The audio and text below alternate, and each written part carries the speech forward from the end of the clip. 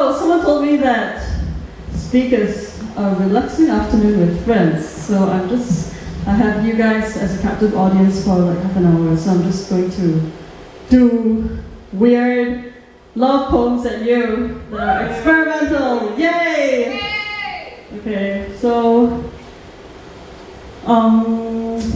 you know how love is love, and it's usually irrational, and it's nonsense, and it's all fluffy things and rose hips. Well, I think that we should bring some factual analysis to love. So this one is called Science Friction Double Feature. So listen. Physical affection is statistically improbable. None of the statistics for our combined happiness compute, not to mention those where your angle of argument is nothing but obtuse. I've been reading the future in the cross-hatched axis of time versus text messages and don't dare to yet compile the data. Perhaps the reason for the lonely engineer stereotype is because research shows that it's far more efficient in terms of cleansing power and time to take showers alone. If I had my way, I'd remodel the laws of geometry to make spooning more than just a good idea in theory, because it would be nice to have close physical contact without a conflation of curves seemingly calculated to cause numbness in limbs. If I had my way, I'd tell Pythagoras, all angles are the right angles. The puzzle of Newtonian gravity taught us, regardless of mass, everything hits the ground at the same time. Regardless of reason, all relationship hits the fan in the same way. Gravity is a force that adjusts itself, like I do coming out of a public bathroom with you, so to the mass of the object that it pushes on to produce the same acceleration that is the speed at which you all lesbians move in together. Perhaps on the moon, I'd be 5/6 less likely to fall for you. The Higgs boson is called the God particle only because passing through it makes you become mass. Like how you only matter as long as you're in my mind. So, the question is, why do we hold each other if science says individual atoms never touch? I follow the trajectory of your graph, bursting into a scatterplot of desire, because Aristotle insists that my whole is more than the sum of your parts.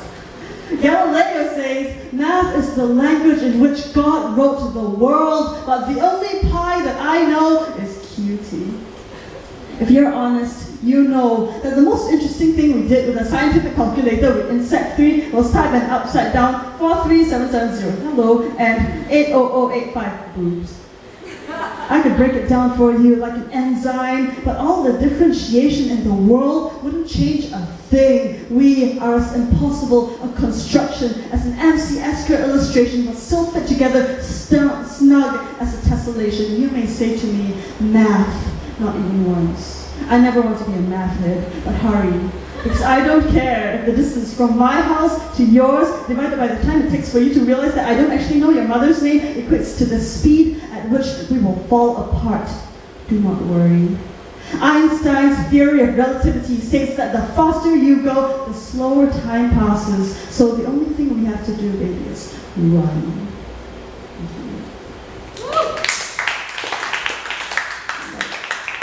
Like many people, I write best when I'm disappointed with the kind of love that I get in real life.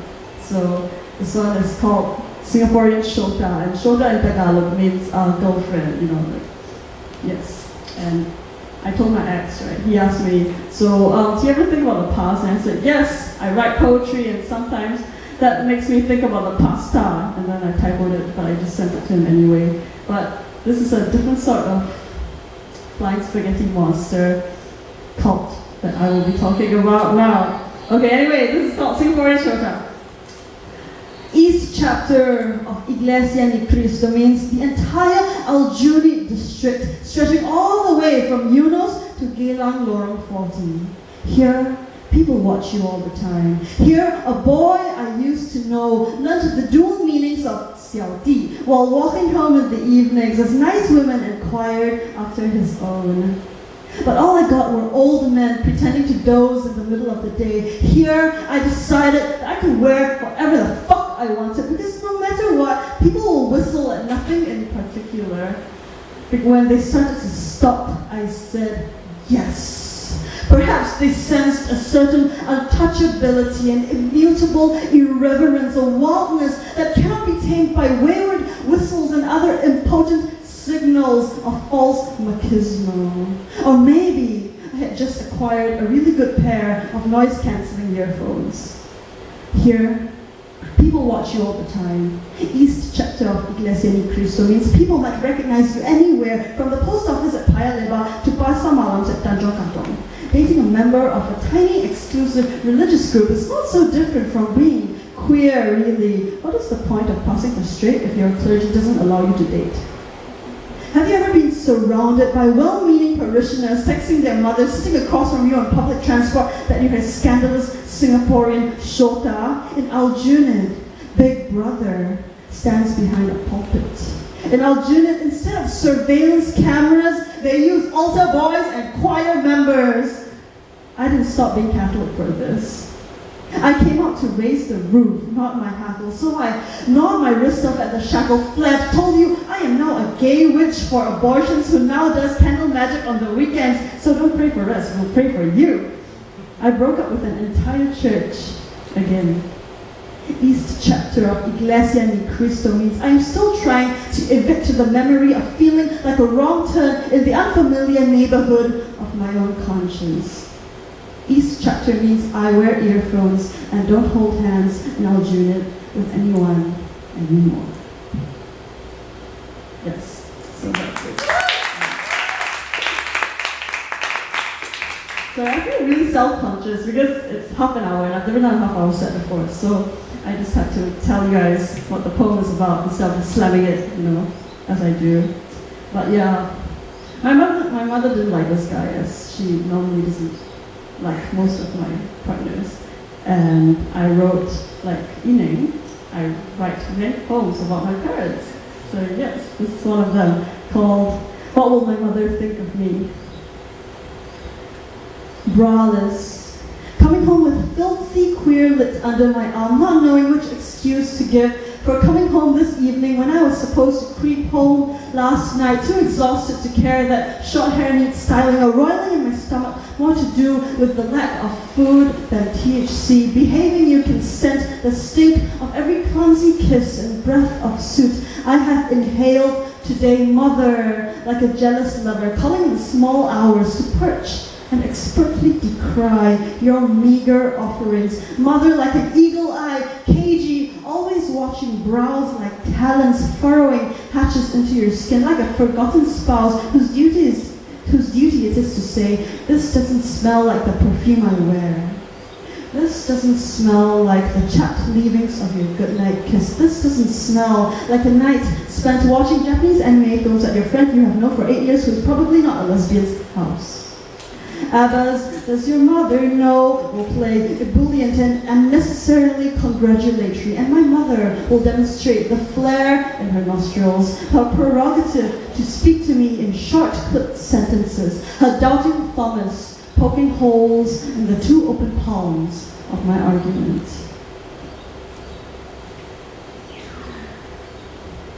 Yes, that's it. And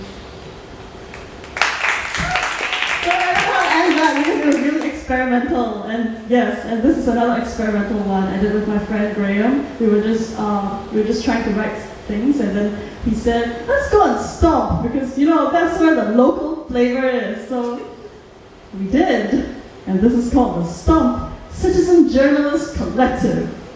It's a 3-part poem. It's very authentic. 1. Headline. Girl's wet, smelly present from BF shows it is what is inside that counts. This is a headline about oysters. 2.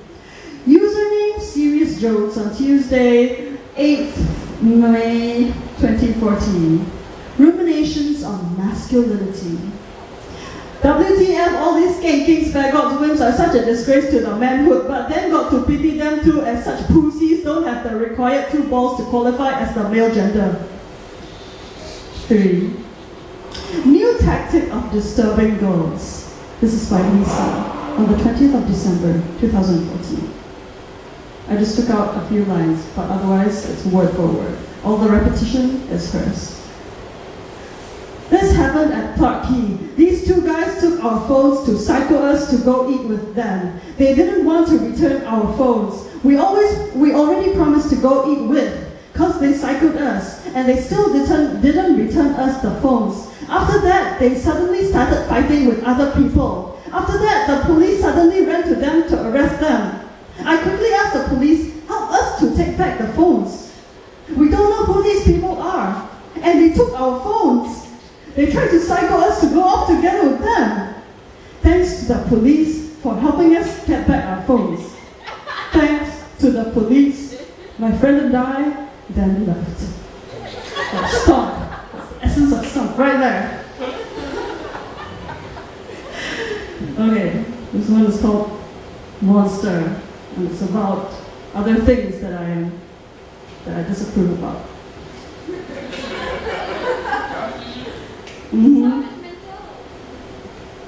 Oh, okay. Well, I try not to be, but in poetry sometimes you have to take a stand. They are fond of telling me unverifiable facts about my childhood. These gateway keepers of the years before I turned 4 are Gaussian blur, unfocal point. I once told my parents that I didn't have any memories of them before I left kindergarten, which is, as far as I know, true, but may also have made my father a little sad. Truths are often like that. I only have memories of balancing on the curb, refusing to hold my dead grandfather's hand, trying to sleep with Taiwanese dramas blaring in the background, and getting other people in trouble, being taunted for my hair.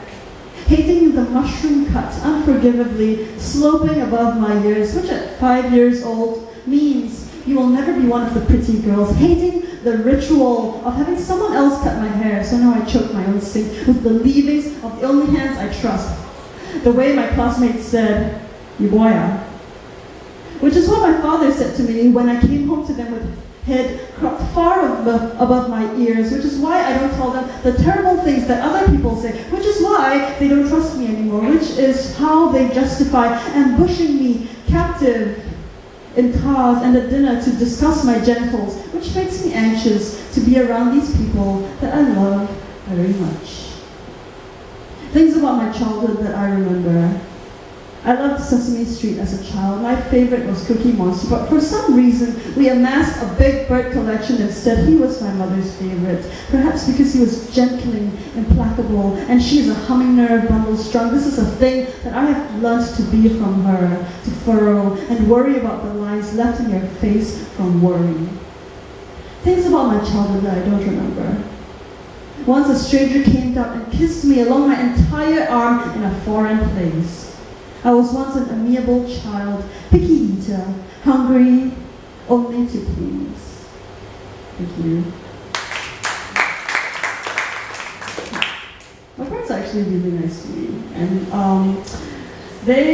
I recently turned 21, so they paid for a hotel room. I had a lot of trouble telling them what I wanted this hotel room for, but it was essentially I proposed that I would spend 21 hours locked in a tiny hotel room with people of my choice who would come and cuddle me.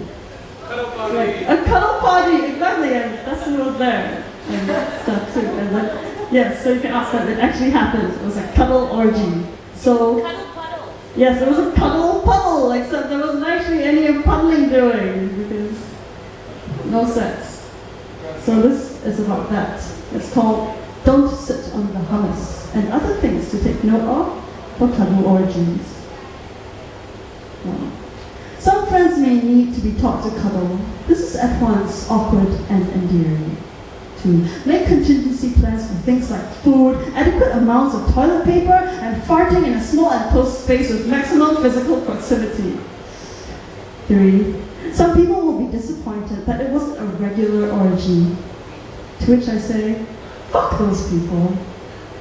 4. Be open but selective about the people invited. The trick is to mix novelty with slight amounts of skin-to-skin contact. The trick is to get thick-skinned people who seek others out like them. 5 honey Dijon kettle chips may well be the human equivalent of catnip. People show love in a multitude of ways, such as when your friend shows up with all the ingredients needed to make mojitos in a hotel room toilet and has to find out that the closest thing to a stirrer in most low-budget hotel rooms is a toothbrush. 6. People make possible lapdogs. Also, it is a lot harder to be uncomfortable with strangers if they are lying in your lap. There is no correct way to respond when your cuddle fest turns first into a sausage fest and then a forum for drug peddling, other than not making any comments. Remember that selfie sticks are for amateurs. Pleather shorts are surprisingly serviceable for prolonged cuddling. The dress code will be either interpreted as either cuddle or party. There is no in between. There will be an attrition rate of cuddling directly proportionate to the more raucous your party guests get. And it is very hard to not notice when your friend starts hitting on every other guy in the room. Take this opportunity to ask everyone hideously personal questions about their fears and secrets. Let this behavior carry on into the rest of your life. Initiating contact is the hardest part. The first cuddle is the worst. And above all, don't sit on the hummus. Thank you.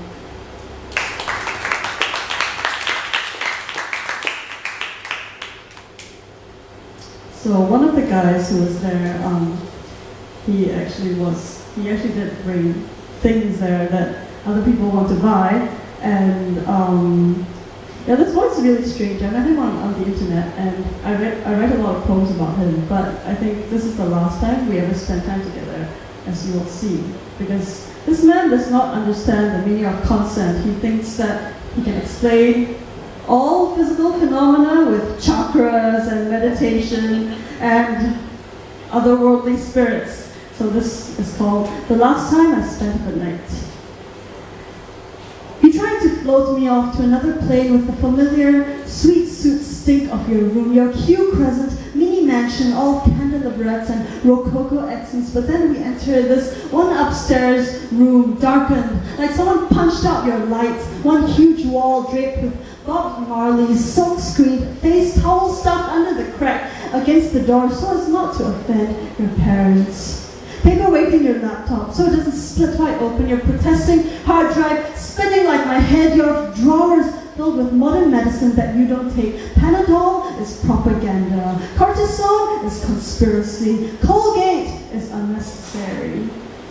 Self-medication is listening to solfeggio frequencies instead of opinions to counter all the wrong souls that you fuck. We are gliding across the car park lots and you say, the lights always wink off when you walk past them high at night. Like, it can be the time. Daiso watch says it's 1:30 a.m. and it can't be anything but coincidence, but then the street light shorts out just as I'm looking up into its face. You look behind and all the lamps along the road are flickering. They're flickering back on overhead, with the only explanation given to me being our towering magnetic fields amplified by that sluggish moan in our veins shorted them out. And I am both disinclined to believe you, but it's hard when you've been trying to get me to touch your heart on all night.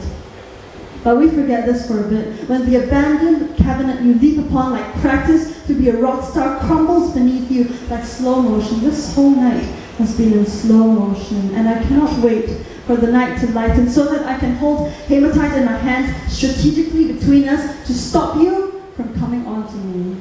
I am not sure if it's due to the black stone or my continual, increasingly tired nose that I end up sitting bored as shit on the edge of your bed as you jack off to Japanese porn. Did you know even Japanese people jack off to Japanese porn? Laughing at the sound heterosex makes. So the last time that I come to your house, you come on me. As last resort, a territory marker, turning my cheek into unsuspecting canvas, not even dairy stain, but ammonia stink slip, dripping like an ivy, invasive as catheter, pervasive as the crescent dirt beneath each of your nails. Don't let people come in you. It's not nice. I don't recommend it. Zero content. Would not come again. Okay, so remember how I told you I was going to do something experimental? I'm really in love with Surrealism and Dadaist shit, so yeah, I'm going to do something surrealist, and this is called Surrealist Rap Shit, Cheat, the litany of hating yourself for no organic reason, and it's about how I use art to like self-medicate and fuel off and stave off the bad thoughts. So today, as I try to stop time from molting, an elephant with giraffe's legs stalks past in the background. How to execute an idea. Drag it into the courtyard by its hair and shoot it in the face. If you don't think, you will never bad think, wrong think, double think. The artistic life is long, lonely suicide, I quote, and burn like sienna. What is the use of a Tumblr if you don't use it to write your own excuses for procrastinating? As I taste the hard palette of watercolor wheels that are uncomplimentary, that say uncharitable things such as someone with your body shouldn't bother with stripes, and your face looks stupid when you're deep in thought. You damn motherfuckers, I say. What do you know about swallowing lead-based yellow because you think it will keep the happy inside? Because all your limbs already feel like dead weight, optical illusions still themselves when you pass by. Perhaps it's not that compulsory 1 hour a week art classes are a holistic and healthy expression of one's emotional needs, but that I just want to see something else splatter for a change.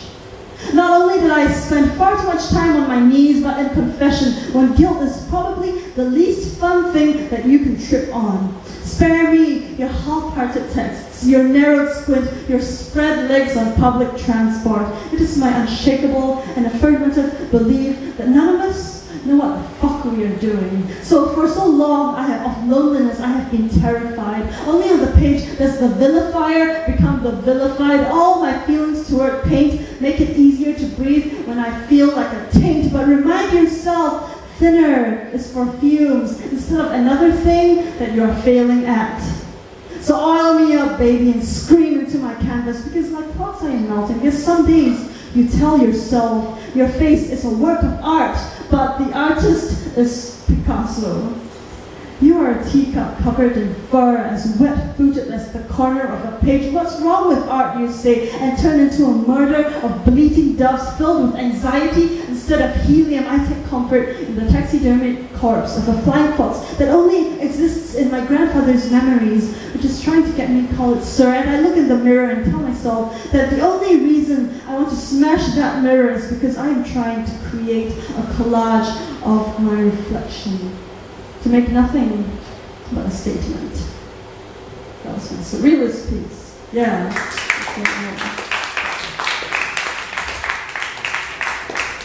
Wow, that was tiring. Okay, I'm just gonna move around for a bit. There was a slam recently, the Lion City Slam, and we had to do poems about places. So I did one about the river because I seem to spend a lot of time being by the river, being stuck by the river. So this is called You Could Take a Little Trip. There was a girl who responded every time to kiss me with, where? On the hollow of my throat, between time and space, at the mouth of the Singapore River. To this day, area around the old Singapore River mouth remains the most expensive and economically important piece of land in Singapore and is named the downtown core.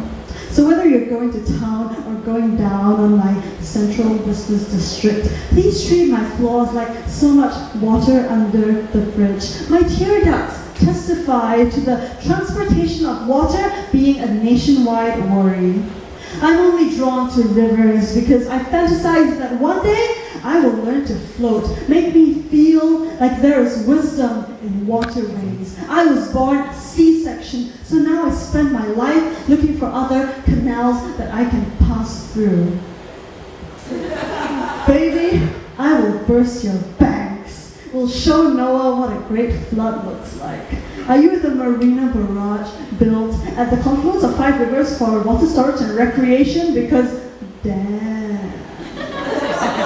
I say kiss me and you say where? On an overhead bridge because it's safer than the zebra crossing. In a Tiong Bahru bar at 1:45, under the top bunk belonging to your brother. Anywhere that begins with a proposition and ends with a preposition. That's wrong. It should begin with a preposition and end with a proposition. Because like a shop in Bugis Street, what's most important is location. The beginning of the Singapore River is the end. You must hit some kind of new low when you vomit into a mouth. The loud white expats passing by would have you believe that in Singapore, you'll find a penis for everyone. So let's go down to the riverside to see unforgettable sights, because you fucking know I've unwillingly seen the sun rise too many times. It doesn't matter from Boat to Clarke Quay. It's impossible to catch a taxi from the CBD, so you might as well just... Thank you.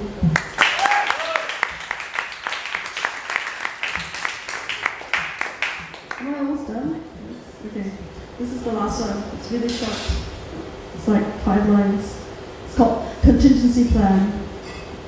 In the end, when they finally find what you were asking for and what you were looking for and ask you, what were you on? Tell them, a beautiful boy, the floor, to something. Tell them, on my own. Thank you.